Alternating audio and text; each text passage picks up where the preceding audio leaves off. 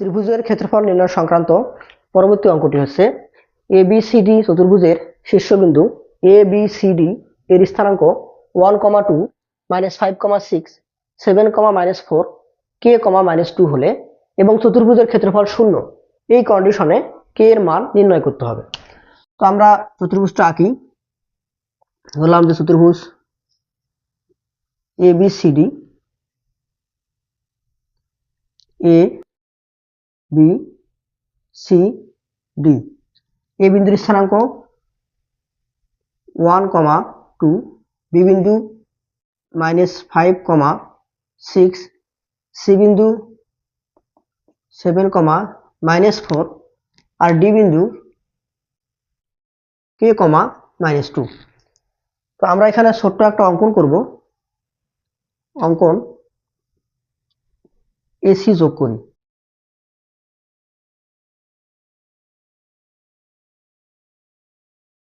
তো এসি যদি আমরা যোগ করে দেই তাহলে চতুর্ভুজ ক্ষেত্রটি দুইটা ত্রিভুজ ক্ষেত্রে বিভক্ত হবে এবং এই দুটো ত্রিভুজ ক্ষেত্রের ক্ষেত্রফলটাই হবে চতুর্ভুজের ক্ষেত্রফল।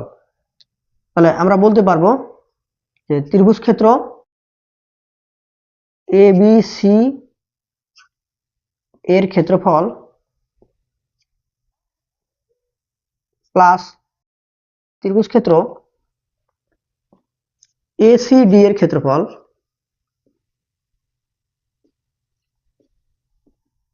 সমান চতুর্ভুজ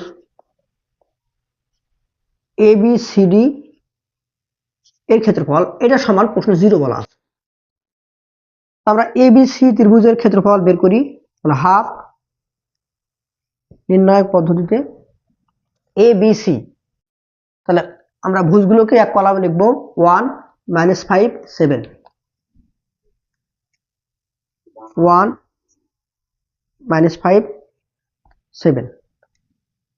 কুটিগুলোকে এক কলামে লিখি 2 6 -4, 2 6 -4। এবার এখানে লিখবো 1 1 1। ABC ত্রিভুজের ক্ষেত্রফল শেষ প্লাস ACD ত্রিভুজের ক্ষেত্রফল ACD। তাহলে এ বিন্দুর ভুজ 1 7 k, 1 7 k। কুটিগুলোকে এক কলামে লিখবো 2 -4 -2, 2 -4 -2। আমরা কুটিগুলোকে এক কলামে লিখলাম। এবারে শেষে লিখবো 1 1 1 এবং এই দুটো ক্ষেত্রফল যোগ করলে প্রশ্নে বলা আছে ক্ষেত্রফলটা হবে 0।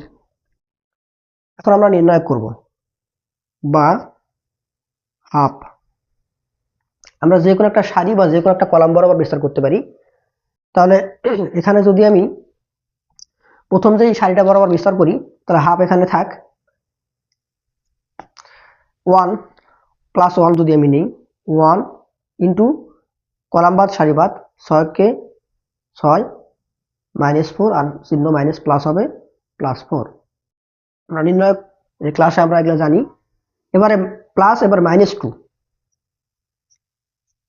কলাম বাদ সারি বাদ, তাহলে -5 -7। এবারে +1 কলাম বাদ সারি বাদ, তাহলে মাইনাস মাইনাসে প্লাস 20 প্লাস মাইনাসে মাইনাস 6 7 42। ওকে, তাহলে আমাদের একটা পার্ট শেষ। এবারে পরেরটা হাফ।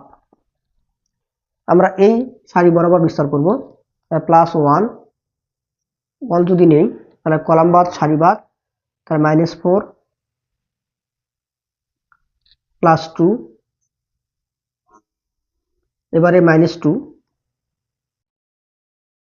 কলাম বাদ সারি বাদ 7 কে 7 -k 7 -k।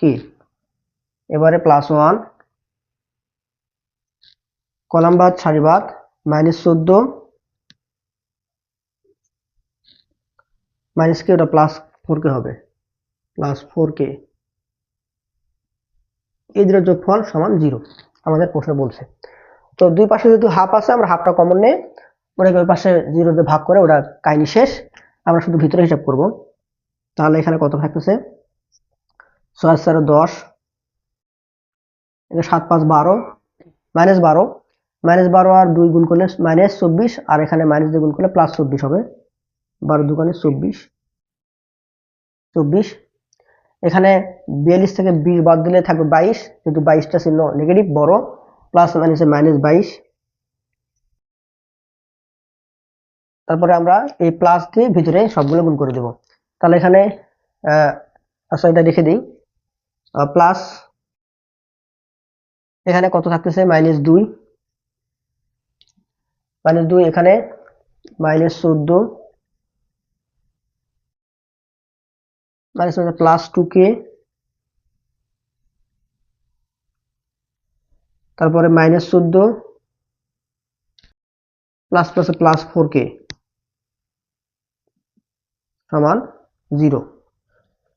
এখন বা এখানে কত পাইতেছি 24 আর 10 কত হয় 34, 34 থেকে 22 বাদ দিলে 12, তাহলে এখানে থাকতেছে 12 প্লাস এখানে একটু হিসাব করি, এখানে সবগুলা মাইনাস, তাহলে 14 আর 14 28, 28 আর 2 30, -30, এটা হবে -30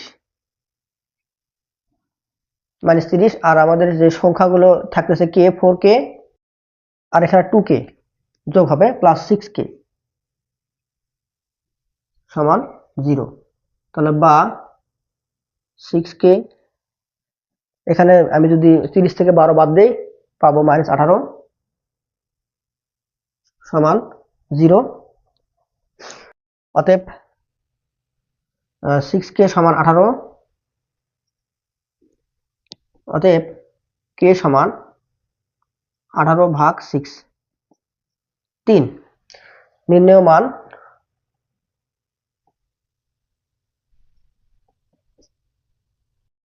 k সমান 3।